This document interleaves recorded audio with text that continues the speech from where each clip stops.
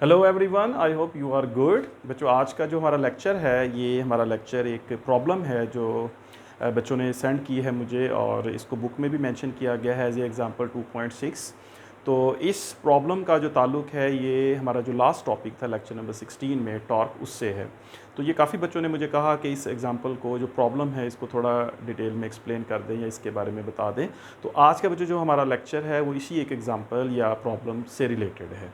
तो इस प्रॉब्लम की जो स्टेटमेंट है, ये जो आपके सामने इस तरह लिखी हुई है, the line of action of a force F acts through a point P of a body whose position vector in metres is i minus 2j plus के।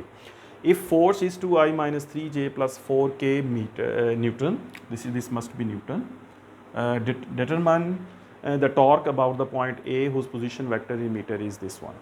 तो ये जो टॉर्क से रिलेटेड जो है, ये एक प्रॉब्लम है। इसमें एक फोर्स है गिवन, और उस फोर्स का जो है, उस फोर्स की वजह से जो टॉर्क बनेगा रिजिड बॉडी का, या जो भी बॉडी यहाँ पे मेंशन है, उस बॉडी का जो टॉर्क बनेगा उसको फाइंड करना है अबाउट पॉइंट ए। एक ए पॉइंट के अबाउट उसका टॉर्क फाइंड करेंगे, और उसका जो पोजीशन वेक्टर है पॉइंट ए का, वो गिवन है, that is 2i plus J plus के। तो इसको थोड़ा सा मैं ड्रॉ करता हूँ, इसकी एक स्कीमेटिक डायग्राम बनाते हैं, उस डायग्राम से फिर हम उसको अंडरस्टैंड करके उसकी कैलकुलेशन करते हैं। तो लेट्स से जो कि हमारे पास जो ऑब्जेक्ट है वो कुछ इस तरह से है, कोई rigid body, regular shape object है, और इस ऑब्जेक्ट में एक फोर्स एक्ट कर रही है। Let's say that force is F, और उसकी वैल्यू जो है वो गिवन है 2i minus 3j plus k. So this force is 2i minus 3j plus k. ये फोर्स गिवन है, और ये जो फोर्स है ये लग रही है एक पॉइंट P पर। अब जो ये जो फोर्स पॉइंट P पर लग रही है, इस पॉइंट P का जो पोजीशन वेक्टर है वो गिवन है, और वो है i माइनस 2j प्लस के। तो लेट्स से ये हमारे पास पाइवट पॉइंट है O, और इस पॉइंट P का जो पोजीशन वेक्टर है that is given as i minus 2j plus k. So this is i minus 2j plus k. ये इस पॉइंट P का पोजीशन वेक्टर है, जो कि रेफरेंस पॉइंट O से लिया गया है, पाइवट पॉइंट O से। लेकिन हमने जो इस फोर्स का टॉर्क है, उसमें वो टॉर्क बच्चों हमने इस पर नहीं लेना, O के रेफरेंस से नहीं लेना हमने, या O के रेफरेंस से तो लेना, लेकिन इस पॉइंट P के इस O के अबाउट नहीं लेना हमने। यानी फोर्स पॉइंट P पे लग रही है, और इसका जो टॉर्क है फोर्स का, वो O के रेफरेंस से नहीं लेना। अगर हमने O के रेफरेंस से ये टॉर्क लेना होता तो हम इसी को जो i माइनस 2j प्लस के को R ले लेते, विच इज़ मोमेंट आर्म, और फिर हम जो टॉर्क जो है वो R क्रॉस F के जो फार्मूला है उससे कैलकुलेट कर लेते हैं। हमें पता है कि जो टॉर्क है that is equals to R cross F करते, और फिर क्रॉस प्रोडक्ट का जो रूल है उसको हम लगा देते। ये तो क्वेश्चन सिंपल था यहाँ तक, मतलब कि पॉइंट P पर फोर्स हम लेते, F जो कि दी गई है, और पॉइंट P का पोजीशन वेक्टर दिया है, ये इसको R लेते, और ये जो फार्मूला लगाते, और हम यहाँ से टॉर्क कैलकुलेट कर सकते थे। लेकिन क्वेश्चन में ये है, जिसकी वजह से ज़्यादा बच्चों ने ये क्वेश्चन पूछा है, कि हमने जो टॉर्क फाइंड करना है वो किसी और पॉइंट के अबाउट करना है, और वो पॉइंट A है। लेट्स से जो that point is A, this point is A। हमने जो टॉर्क लेना है वो इस पॉइंट A से लेना है, यानी इस फोर्स F का जो टॉर्क बनाना है इस बॉडी का, रिजिड बॉडी का जो टॉर्क कैलकुलेट होगा वो A के रेफरेंस से होगा, यानी A पॉइंट से R हम लेंगे, ठीक है। यानी A पॉइंट जो है उसके अबाउट हमने ये टॉर्क लेना है। तो ये वाला पॉइंट जो है, ऐसे ही मैंने रैंडमली एज्यूम कर लिया कि ये वाला पॉइंट जो है ये पॉइंट A है। अब जो A पॉइंट का भी पोजीशन वेक्टर दिया गया है, ये देखें, A वेक्टर का पोजीशन वेक्टर दिया है 2i प्लस j प्लस के, यानी पोजीशन वेक्टर हम इसी O से लेंगे। तो A पॉइंट जो है जिसके अबाउट हमने टॉर्क लेना है, इसका पोजीशन वेक्टर भी गिवन है, और ये है 2i प्लस j प्लस के, ठीक है, ये इसका पोजीशन वेक्टर है। तो अब ये है कि हमने टॉर्क फाइंड करना है, और ये जो टॉर्क होगा ये R क्रॉस F ही होगा। लेकिन इस केस में ये जो प्रॉब्लम है, इस केस में जो R होगा वो जो वेक्टर होगा फ्रॉम A टू P, ठीक है। P पॉइंट पे फोर्स लग रही है, तो P पॉइंट से A पॉइंट तक जो वेक्टर बनेगा that must B R, which is not given. इस केस में ये गिवन नहीं है। पॉइंट P का पोजीशन वेक्टर गिवन है, पॉइंट A का पोजीशन वेक्टर गिवन है, लेकिन R गिवन नहीं है।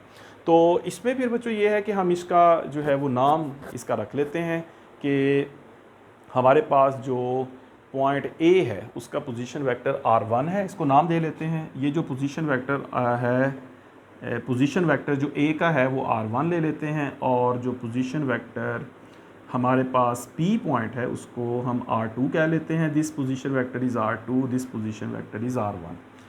तो हम ये कहते हैं using head to tail rule. यहाँ से अगर आप इसको क्लियरली डायग्राम से देख सकें, पॉइंट ए का पोजीशन वेक्टर r1 है, पॉइंट P का पोजीशन वेक्टर r2 है, ठीक है। तो इस तरह से हमारे पास ये पॉइंट जो है ये O है, यहाँ से ये पोजीशन वेक्टर जो है ये r2 है, और यहाँ से ये वाला पोजीशन वेक्टर जो है ये r1 है। ये पॉइंट A है और ये वाला पॉइंट P है। तो A से P हम पोजीशन वेक्टर लेते हैं विच इज़ r। तो इसको जो फिर सॉल्व करते हैं तो इसको लिखते हैं using head to tail rule. हमने यहाँ से r लेना है, तो हेड टू टेल रूल अगर हम लगाते हैं तो r1 vector plus r vector that is equals to r2 vector, right.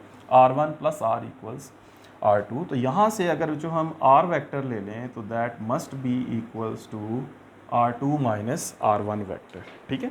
अब यहाँ पे r2 भी गिवन है और r1 भी गिवन है। r2 जो है that is equals to i minus 2j plus k। तो r जो हमारे पास आएगा i vector minus 2j plus k, और इसमें से जो माइनस करेंगे r1 which is 2i plus j which is 2i plus j plus k। तो इस तरह से हमारे पास ये बनेगा r वेक्टर, ठीक है। तो इसको जो माइनस करते हैं हम, तो यहाँ से हमारे पास जो है ये r वेक्टर बनेगा। तो माइनस करके हमारे पास आंसर आएगा इसमें i माइनस 2i, यहाँ से कर देंगे तो we get r vector that is equals to i minus 2i which is minus i। फिर ये माइनस 2j और minus j that will be minus 3j, और फाइनली जो k minus k will be 0। So r vector will only be minus i minus 3j, ठीक है। Okay हो गया बच्चों। अब इस r जो है इसके अकॉर्डिंग हम टॉर्क फाइंड करेंगे, यानी ये जो फोर्स F है इसका टॉर्क हमने लेना है इस A के अबाउट। तो F और R जो है इसको यूज़ करके हम लोग टॉर्क फाइंड कर सकते हैं।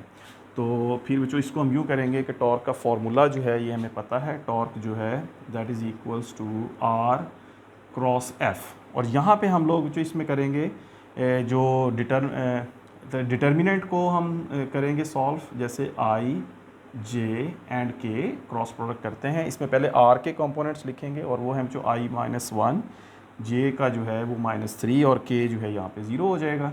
और जो F के कंपोनेंट्स हैं R क्रॉस F करेंगे तो फोर्स के जो कंपोनेंट है वो है 2 माइनस 3 एंड 4। तो इसको सॉल्व कर देंगे बच्चों। ये जो टॉर्क है यहाँ पे अब हमारे पास I होगा यूनिट वेक्टर, फिर क्रॉस मल्टीप्लाई करेंगे तो माइनस 12 इंटू 0, फिर हमारे पास माइनस j आएगा, j वाली रो j वाला कॉलम, तो ये आएगा हमारे पास माइनस 4 माइनस 0 प्लस k आएगा, और k के साथ हमारे पास आएगा 3 माइनस 1 इंटू माइनस 3 माइनस 6, तो ये हो जाएगा हमारे पास प्लस 6। और फाइनली जो है इसको हम कह सकते हैं कि जो टॉर्क है that is equals to minus 12i, और ये हो जाएगा प्लस 4j, और यहाँ से हमारे पास आएगा 9k, ठीक है। तो इसमें जो लिखेंगे minus 12i plus 4j plus 9k, और ये हमारे पास टॉर्क की का आंसर होगा वेक्टर फॉर्म में, कंपोनेंट फॉर्म में, और इसके यूनिट जो है वो हम लिख देंगे न्यूटन मीटर्स, राइट। तो दैट वाज प्रॉब्लम, और यहाँ से बच्चों हम लोग इसमें इस प्रॉब्लम को इस तरह से सॉल्व करेंगे, ठीक है बच्चों। तो आप समझ गए कि ये इसमें थोड़ा सा जो प्रॉब्लम था, एक्चुअल जो प्रॉब्लम वो R की डिटर्मिनेशन है कि R कहाँ से हम लेंगे, R क्रॉस F जब करेंगे टॉर्क को तो फिर R हम क्या लेंगे। तो उस R को लेने में बच्चों को थोड़ी कन्फ्यूजन हुई, तो इस तरह से आप इसको सॉल्व कर सकते हैं। ओके बच्चों, so I hope it is all clear, and still अगर कोई कन्फ्यूजन है तो बताएं मुझे, we will solve it. Alright बच्चों, थैंक यू वेरी मच। इस तरह के क्वेश्चन सेंड करते रहें। Take care, all the best.